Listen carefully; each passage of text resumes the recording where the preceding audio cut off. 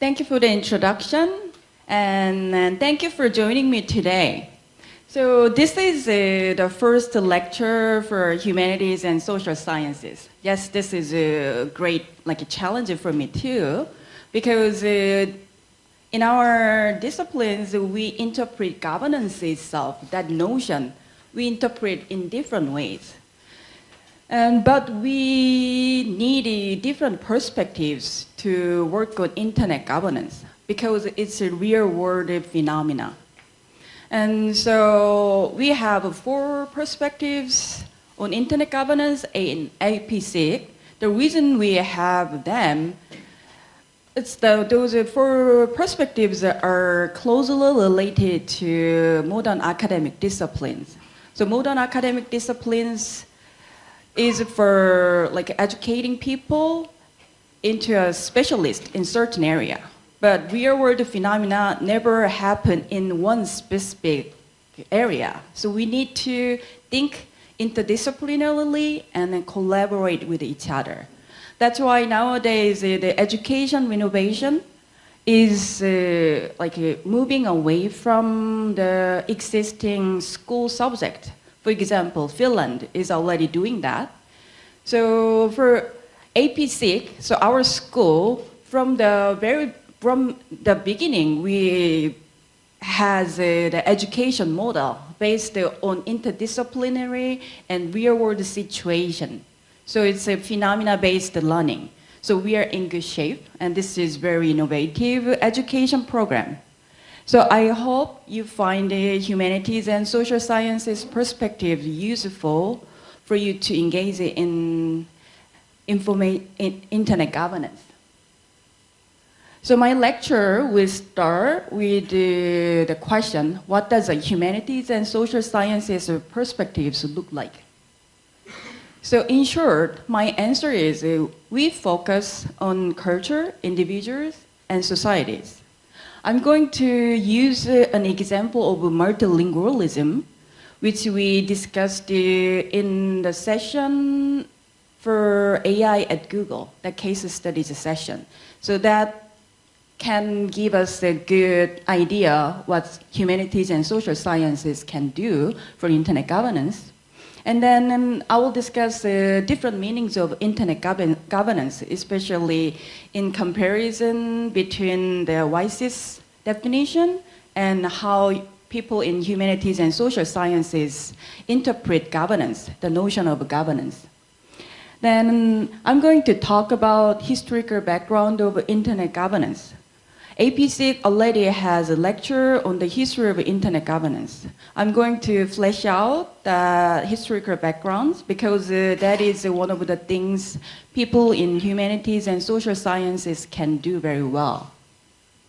And then I will share my observation about the changing tendencies of internet development from the internet in the making to the ready-made internet.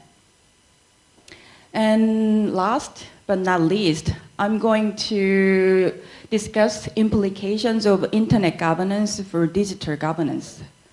In my eyes, from a humanities and social sciences perspectives, internet governance should be extended to global governance. So I will talk about why I think so.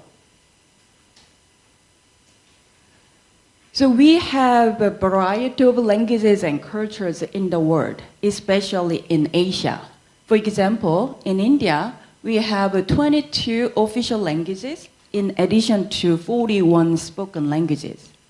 In Indonesia, we have 700 spoken languages. So it's incredible. But do you know how many languages we have in the world, approximately? 7,100. And do you know how many languages are represented on the internet? Guess. 20. That's a good number.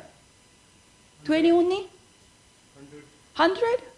Okay, so 20 languages, That's a little too less, 102. So we have 5% of world language. That's approximately 355 languages are represented on the internet in 2015. So that's from a report of the UN Broadband Commission. So that's about 5%. Then what about with the even more advanced technologies? For example, with like a speech recognition. How many languages? Do you know how many languages Amazon Alexa support? 3: English, German, and Japanese. How about Siri? Siri has been doing better. 20 languages. So Google Assistant, so we have 2 Google Mini for best fellow and best lecturer this year. So Google Assistant support 8 languages, and then they aim to support 30 languages by the end of this year.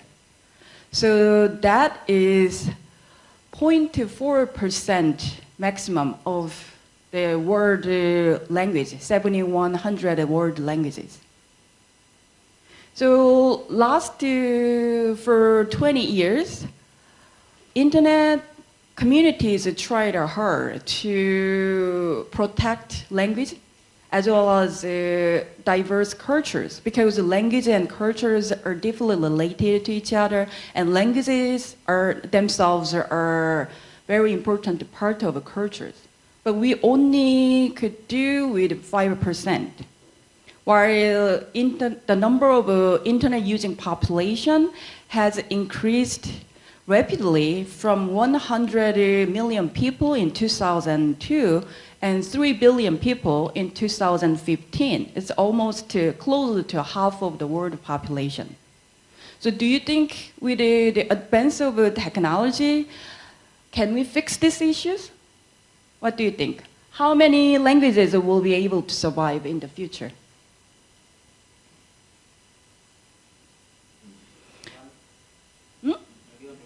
Only one? Like English? Better than that, 10. Yeah, so Jake told us Google Translate program support about 120 languages. That's 1.6 to 7% of world languages. It's better than their like 8 languages is supported by Google Assistant, but still it's a very small portion. And we are native speakers of these diverse languages. So we should do something, and we can do better than non-native speakers of these languages. So after the discussions about like AI at Google, I was thinking of a collaborated project. Maybe we can develop some collaborated project. So Google can sponsor that like a project by giving us the Google Mini as experiment devices, and then they support like a cost for the project. And we have already many countries participate in this APSIG. So we also do outreach activities when we go back to our own countries. So then we can start with the language like supported by Google Translator. But at the same time, we can figure out the way in which we can include other spoken languages which are not even supported by Google Translate and far from supported by speech recognition program. Then we have here, participants are from different sectors as well. Academic communities and technician community, and then we have a private sector here, and then from different language and historical and cultural backgrounds here. So if we can work on that kind of a collaborative project, then that project itself has multi-stakeholder approaches. So from a humanities and social sciences perspectives, that's very meaningful, like a practice of internet governance beyond the internet governance organizations like IGF. So we can actually make some tangible changes. And those projects can enhance the further innovations of research in academia, because I'm going to work with you guys from different countries and different sectors as a cultural anthropologist in academia.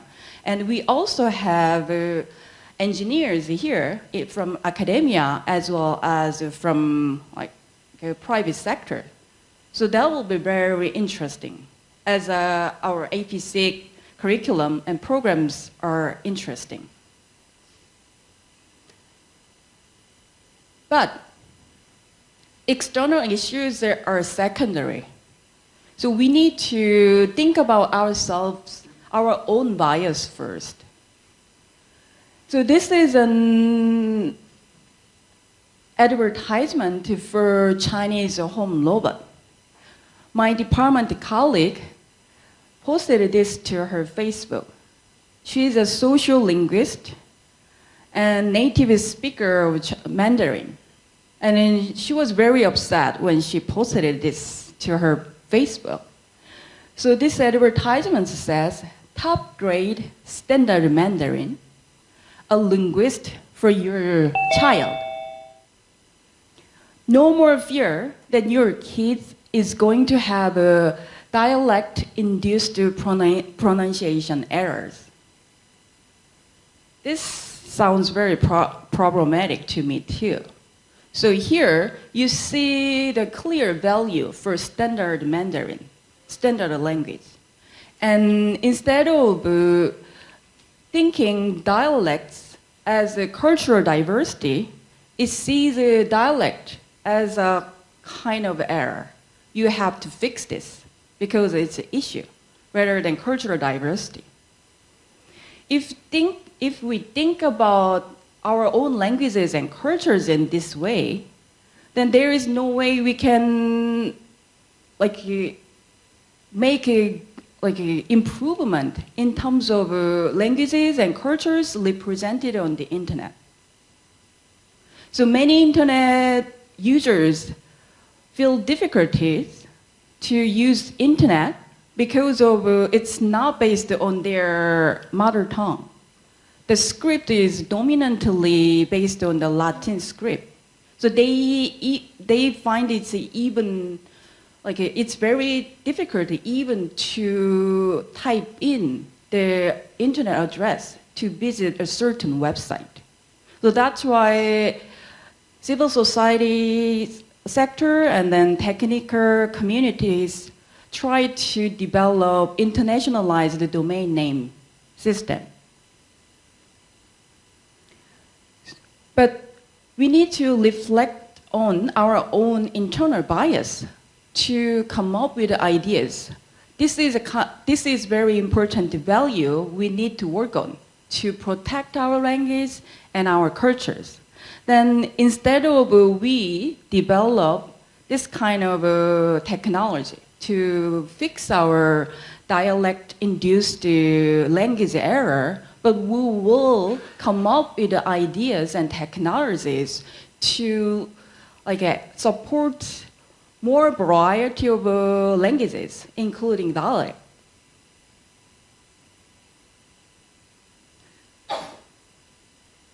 So what does the humanities and social sciences perspectives look like? It focuses on cultures, individuals, and societies. And instead of come up with the best answer, we try to lay all the complications out that we can ask better questions, really good questions. Like for example, like a dialect-related questions.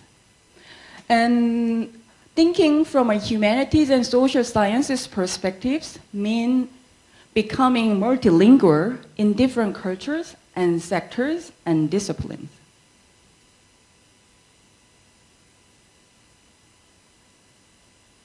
So let's think about different meanings of internet governance. So WISE's definitions of internet governance, we are all very familiar, and then this is a kind of ground for us to think about internet governance. So what kind of further questions people in humanities and social sciences will ask? So for example, okay, those are stakeholders and then different sectors, but it says their respective roles. But who decided their respective roles? And isn't there any controversy about that, like roles? And what about different sectors, overlapping part? And what about power imbalance among different stakeholders? So if like big corporations and governments have more power over the internet, then what can we do through this kind of governance like a structure? Can we make real changes if we have that kind of power imbalance, significant power imbalance? So that kind of questions people in humanities and social sciences will ask very seriously. And this is Mundial's internet governance process principles. So it further clarified how we can reach the meaningful internet governance, which can work like practically. So this clarified a great values here.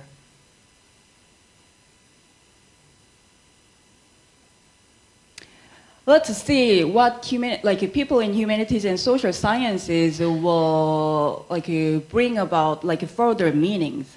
So for example, internet is based on digital network computing technologies, and it produces new types of data. But interesting part for people in humanities and social sciences is how people started thinking the combination of this kind of technologies in terms of the notion of space. So this is a combination of technologies, but people think that creates a new space. So there we see the imagination to go beyond the real world situation, the real world as a space. So if we can come up with a new space, then we can come up with new solutions for the existing space. In that sense, the cyberspace as a notion has a good meanings, very significant meanings. So for the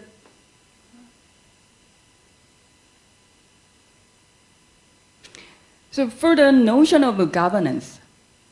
So governance enhanced by the internet, mediated by the internet, brings the global and local as the scope and increase the complexity. So we have a bigger challenge to manage the complexity. Also, it enhances participant democracy. I'm not just talking about democracy as a political system based on the election. I'm talking about its political stance supporting freedom and equity. And this concept will be a little difficult for people outside humanities and society. So for example, conduct of oneself and others. So this is related to social norms. So other perspectives differentiate governance from principles, norms, and laws. But in humanities and social sciences, we see them all together. So principles, norms, and laws create certain types of discourses, so social discourses. And if you work on that discourses, and if the certain discourse has a long history, then it creates new regimes of truth. So new set of truths people come to get. So in that sense, social norms is one of the best way to govern a given technology or given like area. So for example, dental hygiene. So my government, like a Korean government, it doesn't regulate me about like brushing my teeth before going to bed to increase dental hygiene, right? But it works great because I think that's natural and that's good for me. So if individuals think something is good or natural, that's actually the best way to govern like people and societies. So even though my government doesn't like punish me if I don't brush my teeth before I go to bed, but still I do it because it feels natural and it feels good. But we can think of some examples in internet governance too. So different from the real world, people started thinking the information should be free. So that's one of the strongest norms on the internet. For internet technology and internet user communities and culture, and even for internet governance. So we share that value, and then the internet governance and internet culture as they are now, based on that kind of social norms. So the social norms is one of the best way to govern the internet.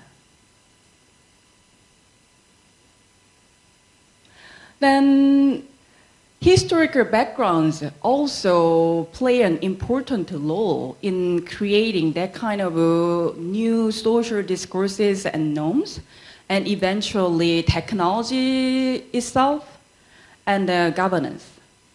So internet governance didn't come out of thin air. There are very complex historical and social context behind it. So for example, post-colonialism and continuous decolonization since the World War II to the 1960s. So that gave people an idea, not just we need to have our own independent country, but also we need to have our own languages and cultures. So people started thinking in that way. Because of that, nationalism became a dominant ideology worldwide. There are many criticism, a lot of criticism on nationalism, but nationalism didn't emerge by itself. It always come with internationalism. So there I see the possibilities of nationalism. So when people think about their nation and their nation's prosperity, they also think about the world internationally. So it became a member of nation states means you have a membership to contribute to the world, as equal members. So in that sense, nationalism is important to overcome the power imbalance among countries. And there is the historical a period of the Cold War.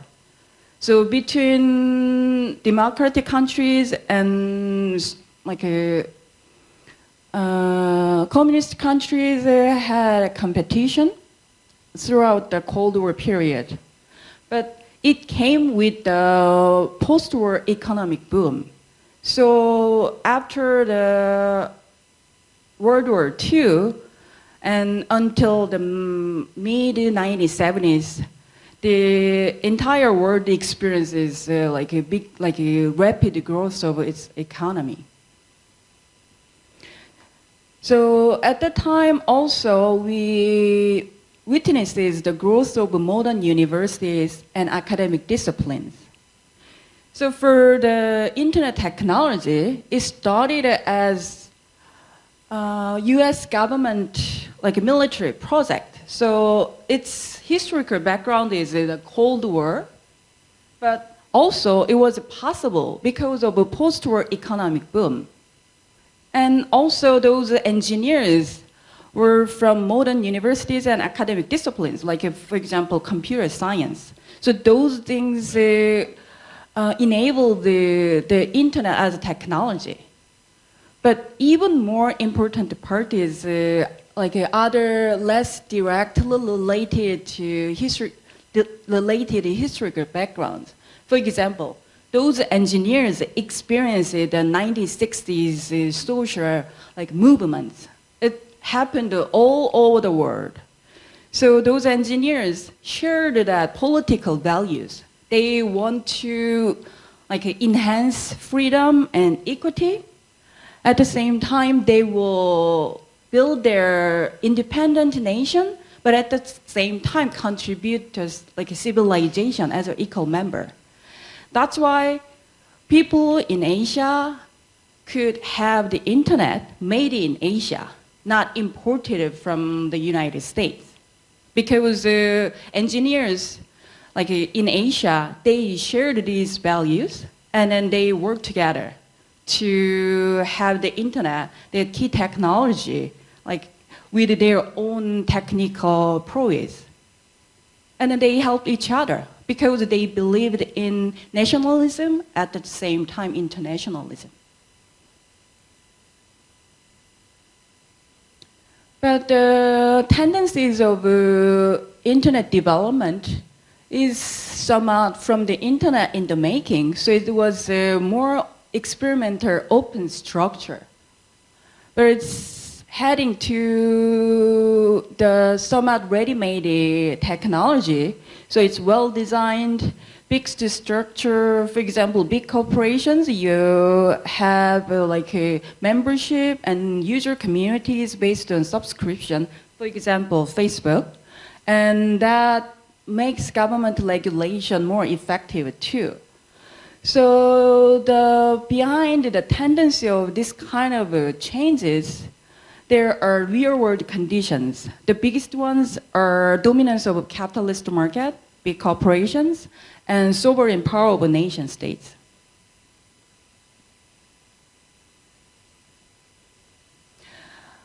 Let's think through examples. So net neutrality. So this value has a long history. And that's based on the engineers who invented the internet. They think internet is end-to-end user base. So net neutrality is important to access to information. But this map shows the world based on whether they have a protection for net neutrality or not. So that blue part is regions which has protection for net neutrality.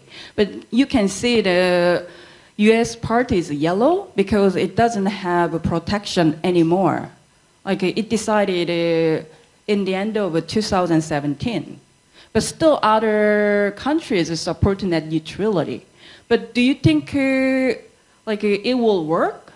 If US is a dominant player in the internet area, so they don't support net neutrality anymore, then if we want connect to YouTube or Facebook, then how will things work internationally between different countries with different regulations? Protection or no protection for net neutrality. So if someone has to pay for that cost, who do you think will pay? It's always paid by the party, the side with less power. So it's a high chance for other countries will have to pay for the cost of a US decision not to support net neutrality. So there, we don't really see any consideration of socioeconomic gaps. Another example, privacy. So privacy is violated, like for example, through government surveillance or big corporations based on big data. So privacy is very important issue for individual internet users. Also, it's important for like a digital society. But it's also very important for digital economy because most of the cases privacy is violated because like it is profitable. So users' personal information can like be profitable by selling it to the like other parties. So the question people have been asking since the internet emerged is, do we still have such a thing as privacy in the networked world? My personal answer to this question is no, I'm very pessimistic. So I probably try not to share my personal information on the networked device. So for example, the internet, I don't write on Facebook, and then I try to minimize sharing my information on the net. But does it mean we should stop trying to protect our privacy? No. If we stop trying, then we will have even worse a situation. So I would like to share one YouTube video. This shows my vision for privacy in the future, maybe the near future.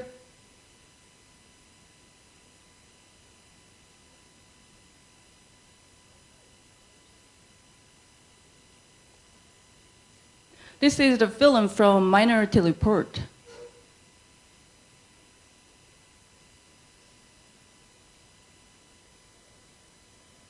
So it has customized advertisement. So each person has a different advertisement and receives different advertisements.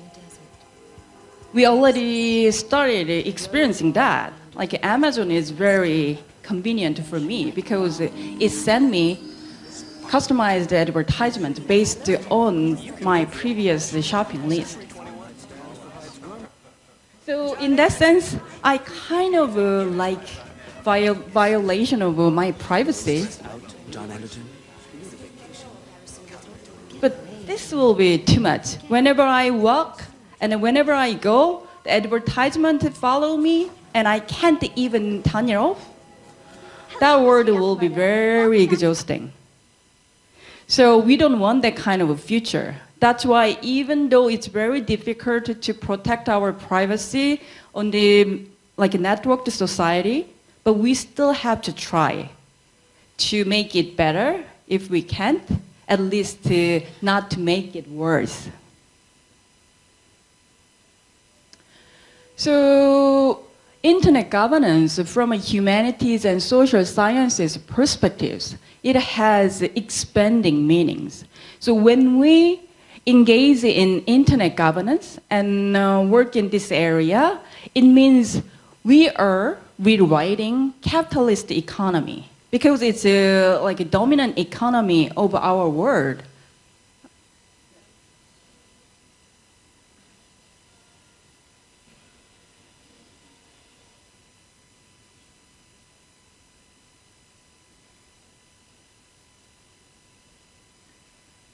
So we try to rewrite capitalist economy, for example, by supporting net neutrality, right? And also, this means rewriting modern sovereign power because we try to approach internet governance from multi-stakeholder models. So government shouldn't be dominant player there. And also we try to reimagine global and local politics. So that's actually what we are doing here. We collaborate with each other that we can come up with better governance. For example, we had a case study sessions that, from public interest lawyers So that's a kind of effort to rewrite local politics. And also, we try to enhance interdisciplinary and intersectional collaboration, because now we know that real-world phenomena we can't solve without collaboration and interdisciplinary approaches. So there we see the importance of outreach and education, as yesterday's Indonesian case studies showed.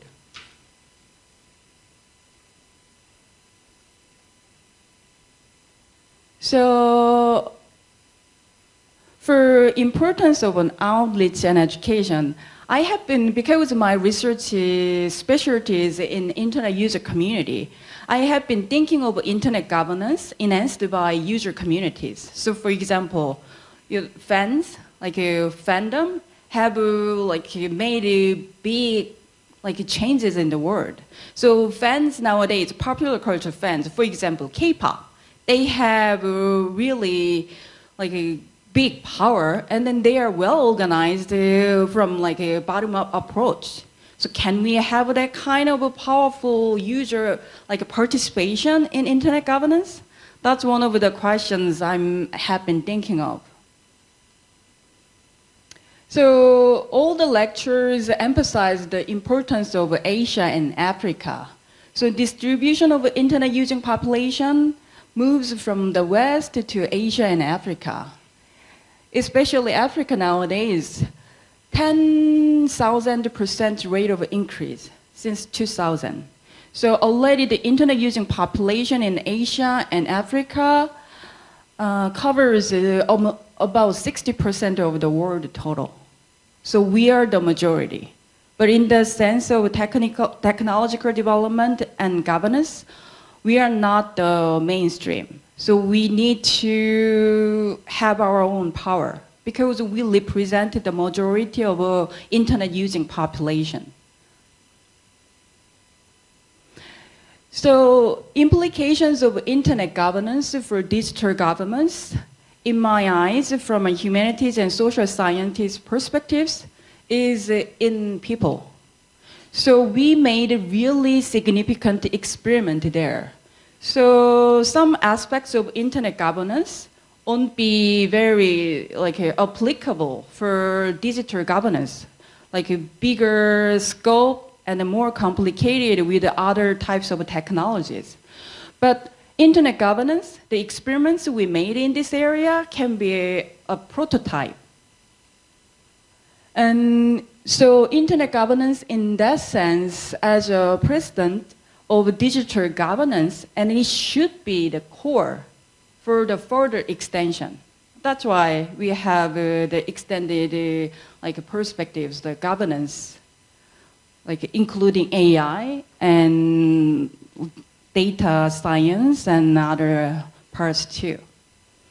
So we have created really good values. It's not just the technology. And then the internet economy is comparatively small, but the meaning is not small. So we should start from there. Because internet makes individuals, enable the individuals to become giant. So small group of people can make big changes. But now we have almost half of the world population as internet users. So we have even power in terms of the number. So we start from this because we don't want to waste our meaningful experience in internet governance. Thank you. I do agree with you, Professor, that there is a huge number of peoples in the world, they cannot enter to the internet because they cannot find the domain name and the content in their own language. And according to the last statistics presented from the World Internet Status, the total percentage of the people from the top 10 languages is 77. I see. and the other language in the world is 23, which is really very scary. Mm-hmm. Need your opinion on this. Thank you. Thank you.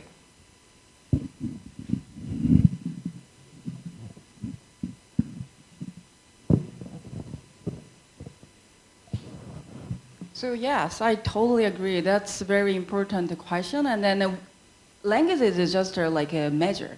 So it's a big part of culture. And then if we don't see many languages on the internet, that means that we are failing to bring all the diverse cultures the human civilization has had to the networked society. So in that, then networked society might not be a good thing. So that's why to make it into a good thing, we need to work on it. Thank you. Hi, Satish Babu here.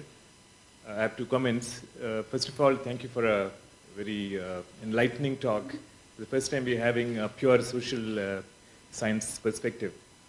And it is actually, the diversity is good for us, because we tend to think in a kind of, only the other perspectives usually. My first comment is on the multi-stakeholder model. I think there is a sociology to this model. It is not a dead model, it's a live model, which is always self-reinventing, especially from the diversity point of view. Gender, geography, culture, sexuality, and more. There are so many kinds of different diversity that exists. And within this model, many of us who are practitioners are acutely aware of the need for enhanced diversity. From that perspective, this is constantly evolving. And we see that there should be some study of not the dynamics of the model as it does internet governance, but the way the model works in terms of its constitution, its constituents, and so on. Mm-hmm. So I'd like to know if you have any thoughts on the sociology of the multi-stakeholder model. My second question is, we keep on switching between a very dystopian view of the future, networked society, and an utopian view, which says it's going to be all good. I'm not sure if you've seen this series called Black Mirror, which very poignantly brings out the dystopian side of the network society, where everybody is judged. For example, that one instance called Nosedive, where everybody likes everybody else. And there's a social rating, and what you can do depends on how much your rating is. Something similar to what apparently is going on in China, which I'm not very sure about, but I've heard about this. So what's your position about the way the network is going to affect our lives, the society of the future? Is it going to be dystopian, or is it going to be the other extreme?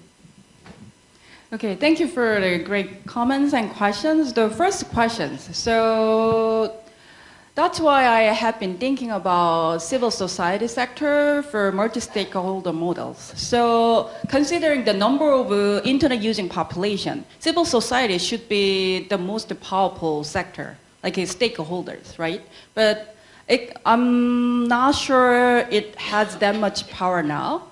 But maybe if we want to do that through, for example, internet governance organizations and like forums like IGF, it may not be very effective.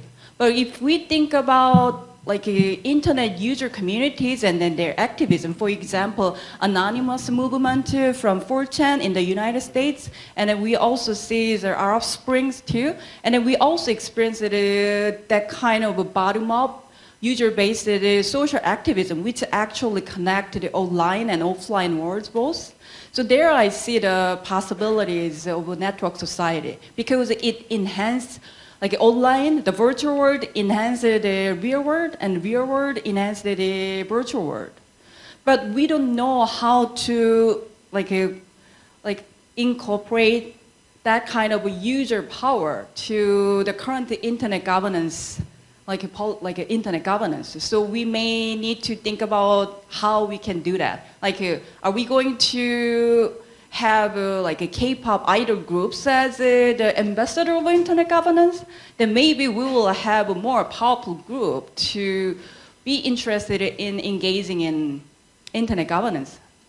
Right. I think like IGF has had that, like made that kind of effort through like youth forums and other issues like gender. Right. I'd just like to add that APSIG itself and all the other schools of internet governance has this vision of engaging more with the civil society and bringing it up, because civil society has a disadvantage because nobody pays us for traveling to some of these meetings. For example, the entry curve is very steep. It's not easy for multiple time zone people, multiple languages to participate in these processes. So what APSIG and other SIGs do is to make that transition easier for civil society. Just mentioning that. Yes. So yeah, popular culture can be key. So I didn't study the fandom studies before, but after my field research for my dissertation, I had to. Because the fandom has such a strong power, and it's enhanced by the network technologies.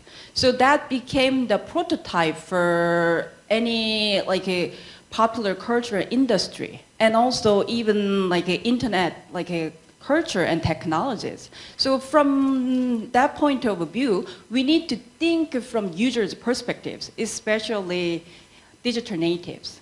And so one example is Facebook may not come to IGF or UN to answer the questions, but they will care about users if there is any bottom-up like movement and strong request. You guys need to answer these specific questions from the Facebook users, and then like a big number, then they will be very interested in answering those questions. So there is the power.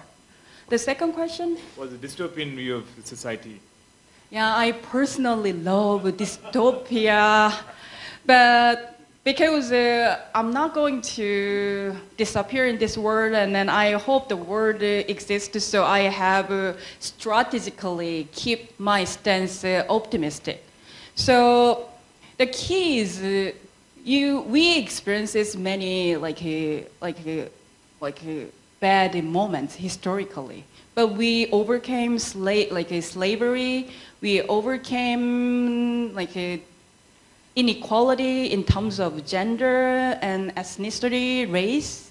So I think we have a power to continue to do that. But to do that, we need to come up with our own ideas. We have to reflect on our own bias, that we can engage in the issues in the real world and then make the world better, optimistically. This is Baburam from Nepal. In most of the regulating perspective of internet, if you see countries, developing countries like from Asia or Africa, they are more restrictive or more regulating legislation are emerging. For example, recent example is probably it's Uganda, who is levying tax on social media contents. So in most of the European or American legislation, they prefer either for business ease or some security issues like terrorist or something like that, or data protection. Do you see any socio-cultural gap between these countries? So from this perspective, developing countries, they are more regulating, they are more control legislations, and they are more open legislations. Do you find any socio-cultural issues in these kind of developments? So I think public interest lawyer groups, the case studies showed a good example, including yourself, including you. So the real world situation, the different countries have different situations. But the fundamental solution is people's participation in politics. And then if we can change something in real world, and then that can be related to the a network world too. So, for example, South Korean situation, people had saw the issues in that real name internet policy. So even after it was applied, but we could still change it. And also the government body was changed. We did president impeachment, and those things. When people experience that kind of victory, step by step and one by one, there are more possibilities. I see. One follow-up question on this. When there was Arab Spring and post-Arab Spring contribution of internet and democracy, after American election, Europe and Western countries, now they are discussing whether internet is disrupting on democratic values or process. So do you think again cultural issues on this? When Arab Spring was there and developing countries were contributing for the movement through internet or social media, when the same thing contributed differently in Europe and America, like even in Europe, some traditional or emergence of Macron or something like that, or Trump's emergence. It's a different Europe now, Europe and Western countries now. Do you think again that kind of, when that was contributing to the democracy, they were defining in one way, and when that was influencing their politics, now they are defining or discussing is internet is threat for the democracy? So what do you think on this? Yes, so there are up and downs. So the important thing is we shouldn't give up.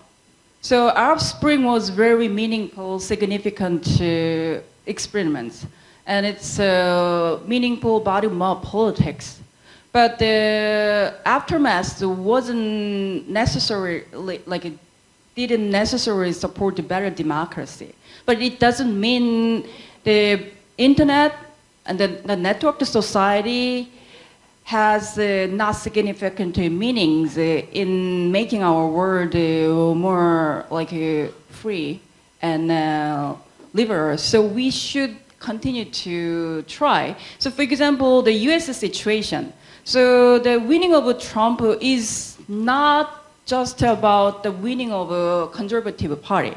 It's also a protest vote. Because the people, like middle and then lower middle class people, they didn't see the Democratic Party actually represented their interest. So it has a meaning of a protest vote in some ways. So that election, the result of the election itself is very depressing. But if we go deeper into the why and how this kind of things could happen in this kind of era, then we can see what we did wrong and what we should do better in future. So another example for the possibility of the internet for social movement is a Me Too movement. So that Me Too movement is gender activism. And we have a long history of gender movement, but we kind of see very significant changes through this Me Too movement, shared by social networking service users. So it became popularized among many women. So that's another possibility, but it doesn't really fix all the gender issues, so we still continue to work on that. Thanks. Thank you. I'm Dr. Govind here from India. My question is good lecture, and as you said, that there's half the population of the world is now on internet. The next billion and the next to next billion is still to be on the internet. And from the social perspective, what I'm finding now is that more other issues are grappling the internet governance, like data protection and privacy and other things. The social perspective, especially abled people or the gender issues and the other issues are taking backseat compared to the other overarching issues which is grappling the internet today. So what kind of thing we need to do for the enabling the internet for the next billion and next to next billion? So my suggestion for collaborative projects based on our specialties and interdisciplinary can be one answer. And we already have some suggestions for like a women's forum here because we don't see like a women's presence at APSIG so much. So do you want to say something about this? Yes. Yeah. So, oh, I think she can answer your question better than I can. Go ahead.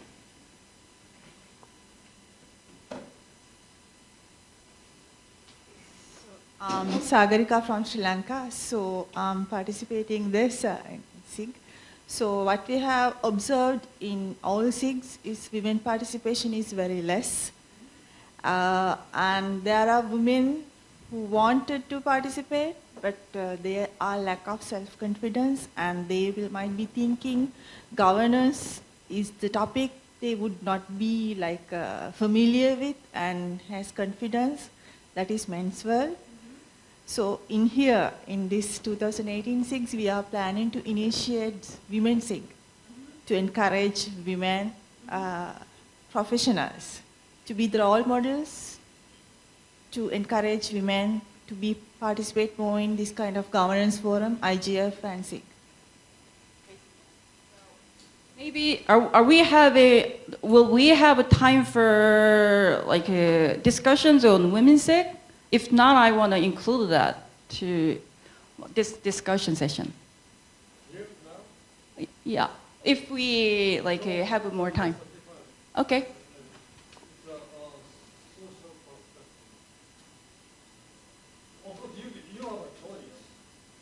We'll say, yeah. Yeah, let's see like how many questions we have. Yes.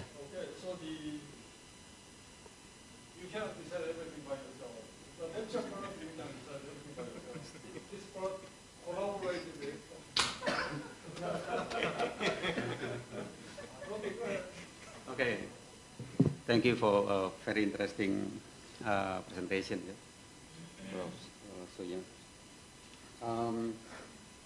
What I understand at the moment is internet is as a key driver for the globalization, and we have a lot of negative impact actually because of that globalization. You open your presentation with the variety of the language. So my question is about the extinct language. Okay. I will give you an example or two examples maybe. Okay. Oh yeah, my name is Teddy Mantoro. I'm from Indonesia. That's why a couple of the examples will be from Indonesia.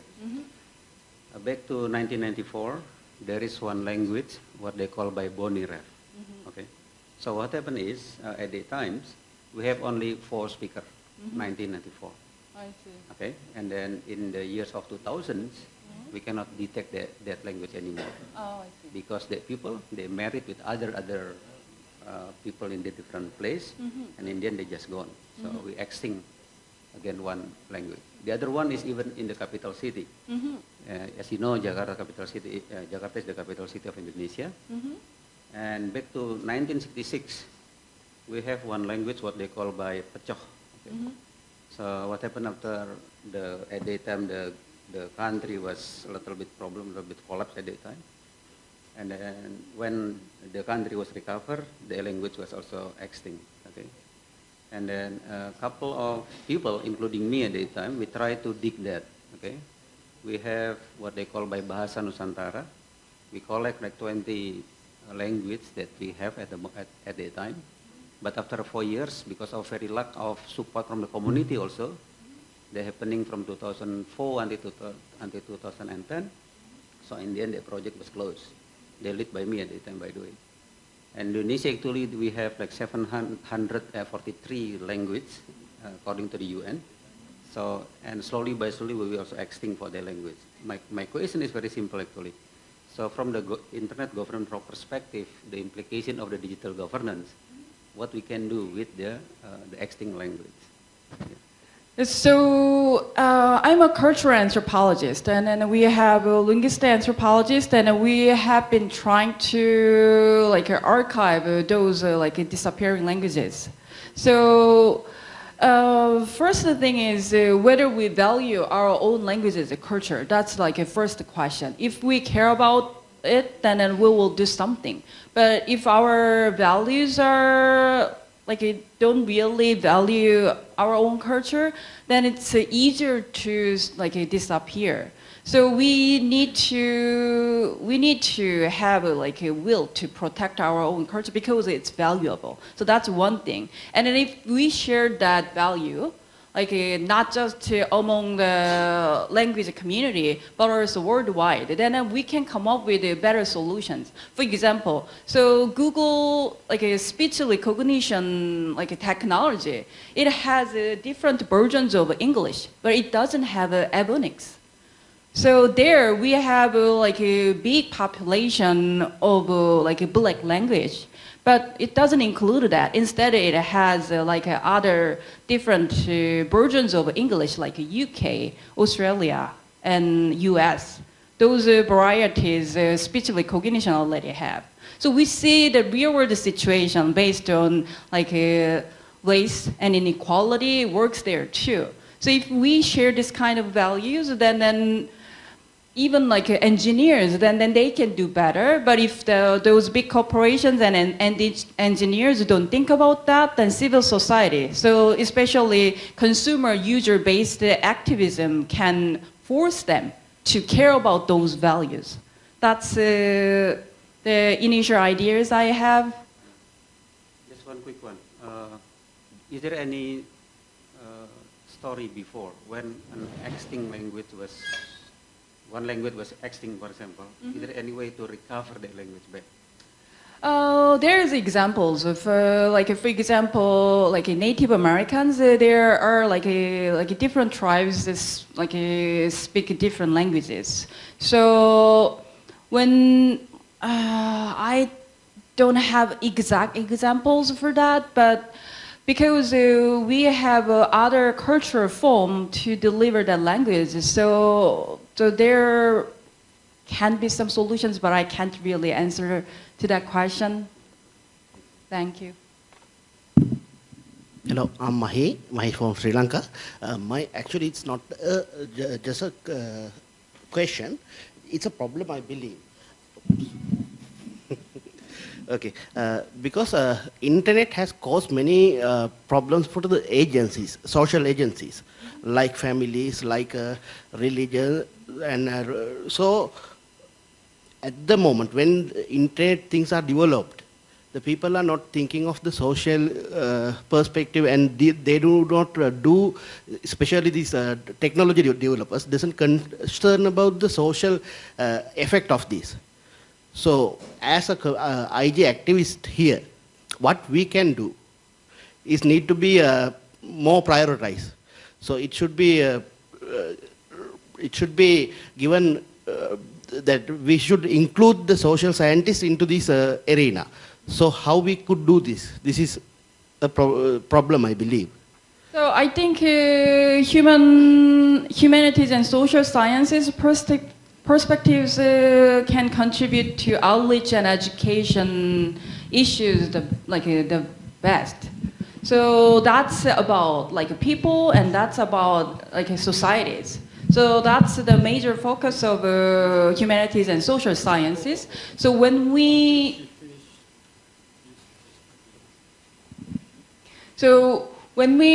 think about outreach and education, and also user communities, how we can incorporate that to internet governance.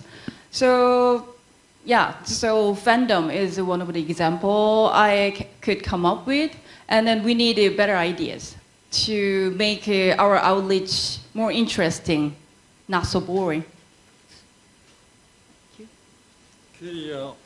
My comment is now really put to you, to the participant here. First of all, I really appreciate your complimenting my lecture yesterday on digital governance. She sort of gave a very sort of additional comment, which difference between the internet governance and the digital governance. Okay, let's pick up a particular area, the language. And again, she gave a very good comment. And yesterday, I didn't really clarify enough for you to understand. This is relevant to you as a leader and expert in the SIG area. So let me comment. Probably takes about 5 minutes. First of all, those are language. She told me there's so many languages, and how many are going to survive? And when I gave her this lecture on this language, said like about 20 in the last century, in the 20th century, I said my argument is based on do you have a word processor or editor? If you don't have a word processor, or in a sense, does Microsoft support your language? And if it's not, then it's out. Then people don't use it. Say like, for example, let's pick up India. I'm going to pick up many of those examples in India, okay, today, in this talk. Like you have, say like 40 language. How many of them are supported by Microsoft Word? And if it's not supported, then probably many people sort of try to avoid using those language, inevitably. Next step, a search. Can you search in your that particular language? And if you can't, then you just rely on whatever the other choices, especially in English.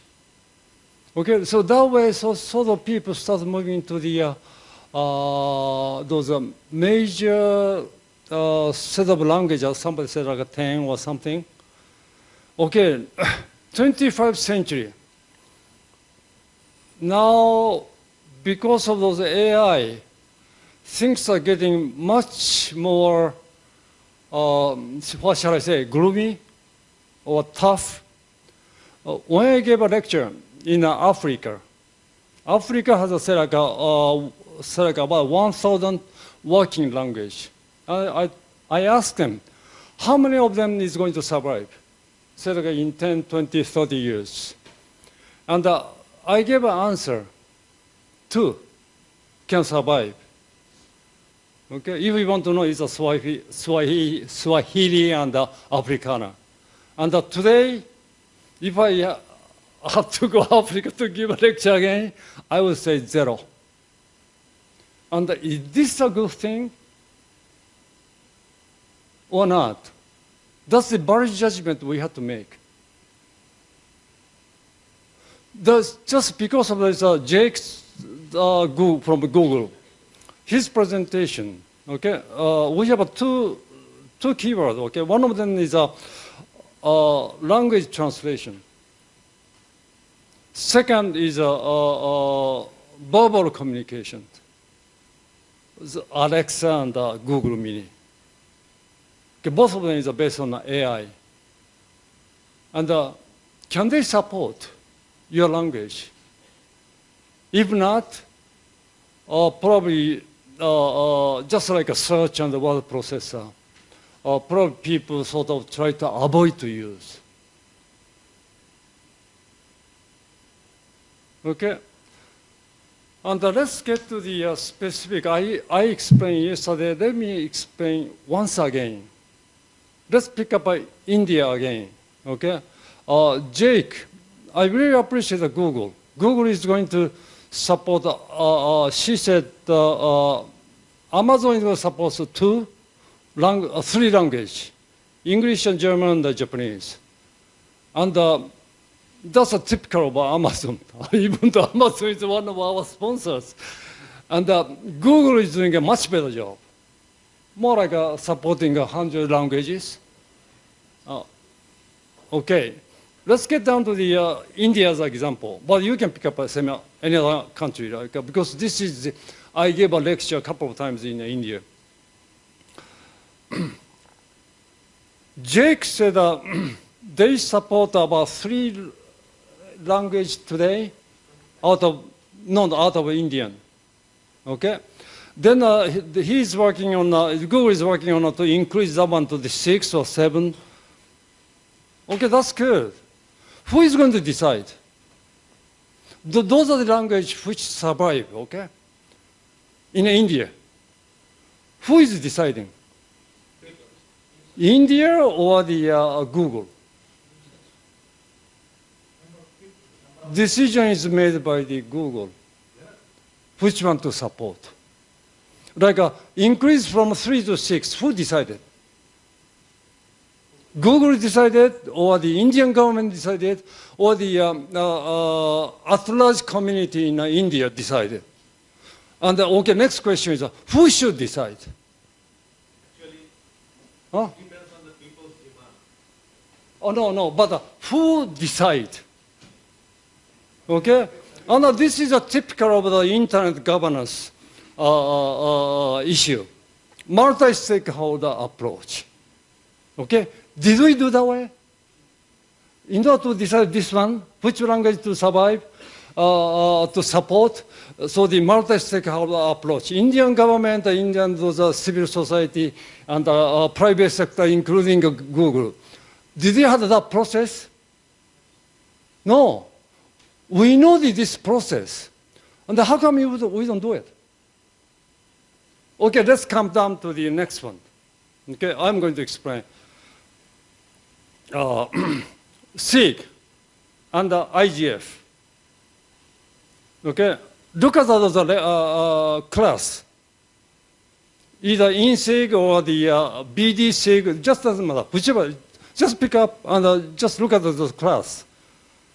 You may have IDN class. Okay? Do you offer the machine translation class? Or this Alexa, Google Mini, those verbal communication class? Do you offer? Okay, you have to make a value judgment. Which one to offer because you are limited time. Okay, is IDN is more important than out of 14 languages in India, which one to survive? Think about.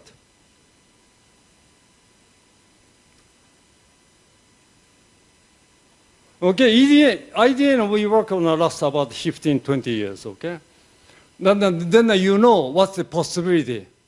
IDN survive and how important it is having a domain name in your language compared to the your verbal or machine translation capability. Okay, this is a typical things. All these are four order magnitude difference. Okay, this is the reason why here we are offering this kind of AI class.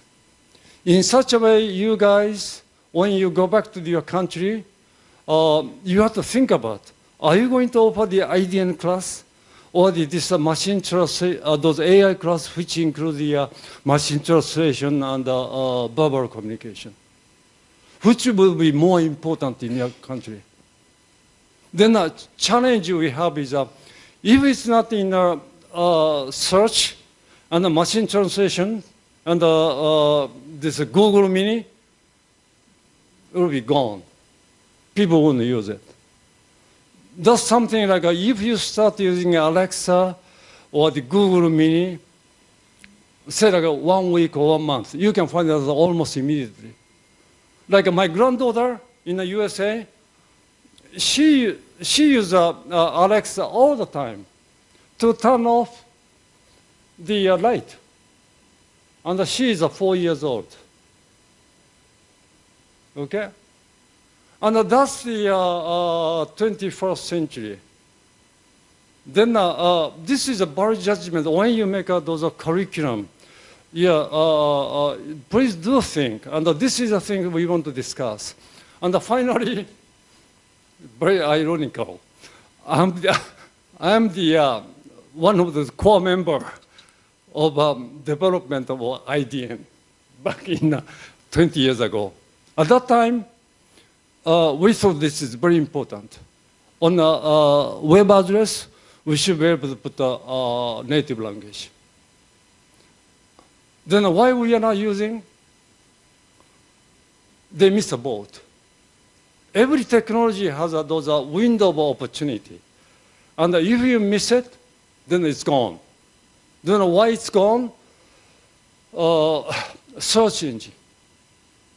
Since we don't provide a good technology in those web address, okay, people don't wait.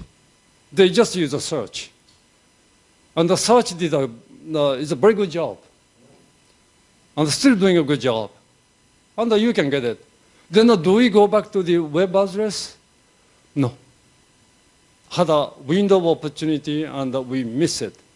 But still, if you go to your country, IGF and SIG, yes, you still offer the course on IDM. Okay, that's something we have to think about. The development of curriculum. I guess if you have any question or comment, just let me know. Or let us know.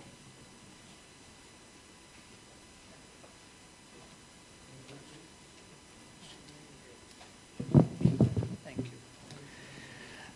Thank you very much. This is Muhammad Shabir. For the record, I come from Pakistan as a APSIG participant.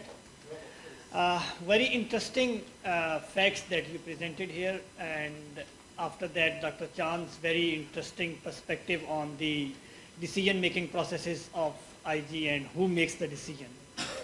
I would like your attention to another point, that out of those 3.5 or 3 or 4 billion people, those who are connected to the internet, let's leave at this point the people who are not yet connected, or the next billion who are to be connected.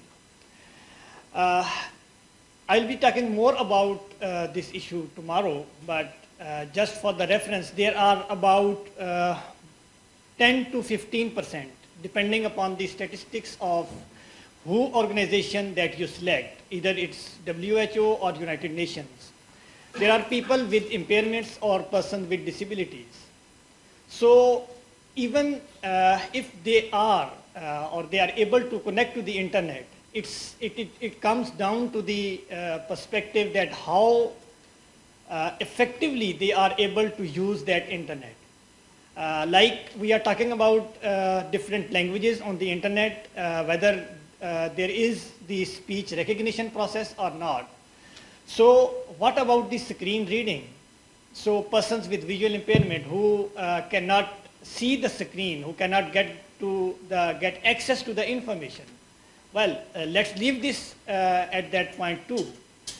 What if they can access the information, they can read the information, but the website interface is not accessible, so that it leaves them or it renders them unable to use that interface. So it's not just the information that you need to access. Sometimes you need, as a person, to interact with the web. You need to fill in some forms. You need to put your information on the web. So what if you cannot put that information on the web as well?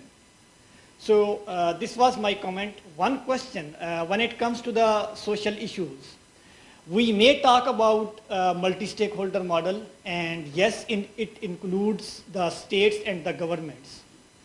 My experience with the working of civil societies and governments has been that when it comes to the high politics, the issues that interest the states take the precedence over the social issues.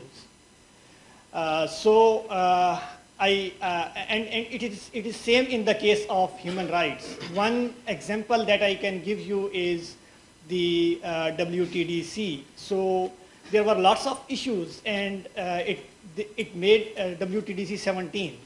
I was personally there, and it made a lot of progress on a lot of very important issues and resolutions.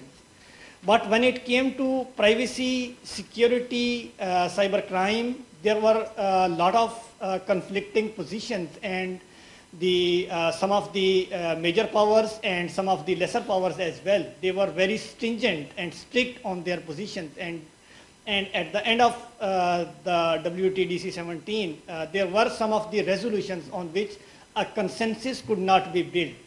So I would like your perspective on the high politics versus the issues that come to the communities. So we may talk about the states as one part, but we know that state may be the one part, but they are the important part that may influence our decisions, what the multi-stakeholder model may take in the course. Thank you for the good comments and questions. So for high politics, we experienced the limitation of democracy as like a political regime based on election.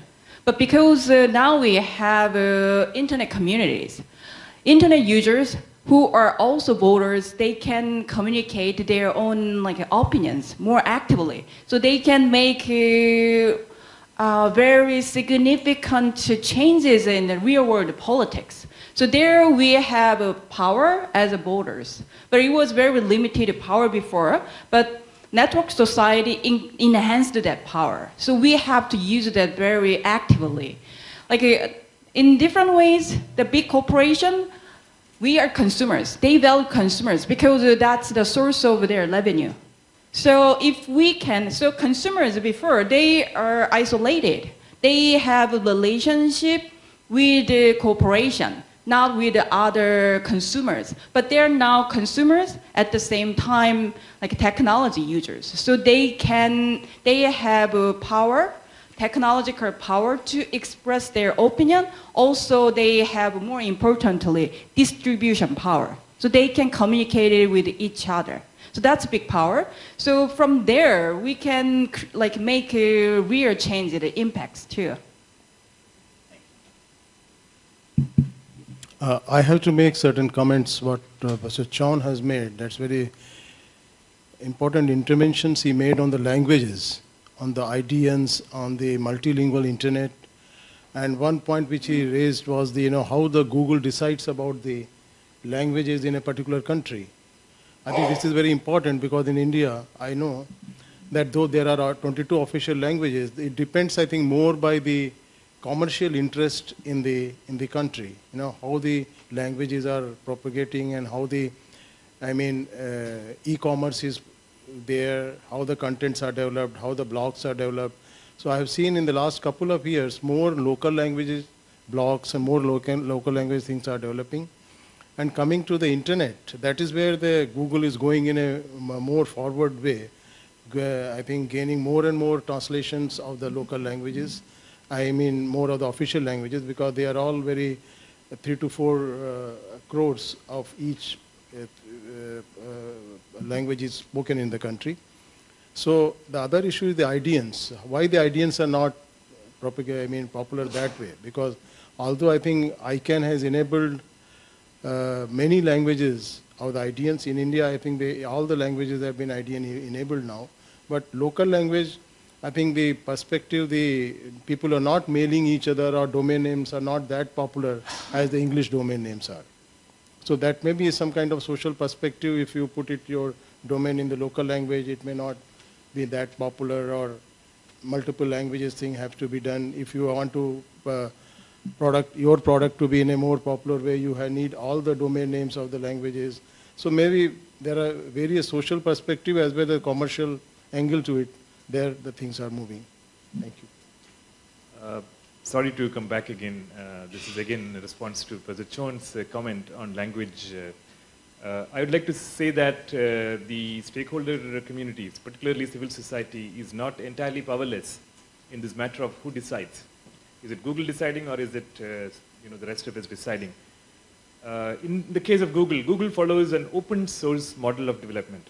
Open source directly implies the participation of people outside Google in technology development. And this is going on for the last 8 to 10 years. In India's case, there is a bunch of volunteers who've been working on language technologies outside Google, but contributing to Google, particularly in Android. And I've been part of that process. And we had actually developed the language tools outside Google, which was eventually absorbed by Google and put into Android. So when you have communities like this working outside the company definitions, and trying to contribute. There is a force that Google, as in terms of their reputation, they also have to be careful. So my point would be that the civil society is not completely powerless.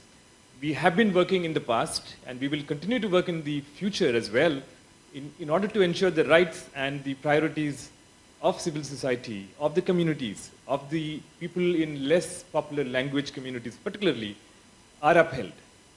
So this is happening, and this will continue to happen. So we will be a part of the matrix, and we will not be letting Google decide this completely. Thank you.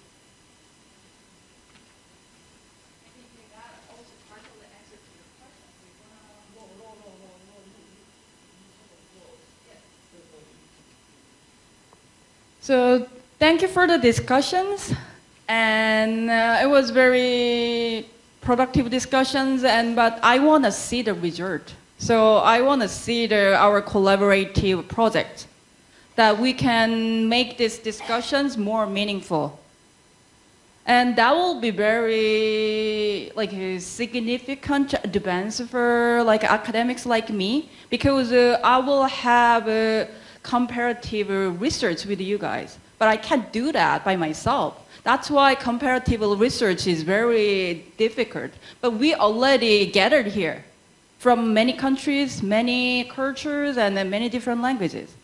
So it's easier for us to come up with the actual project here instead of coming up with some ideas and a project by ourselves.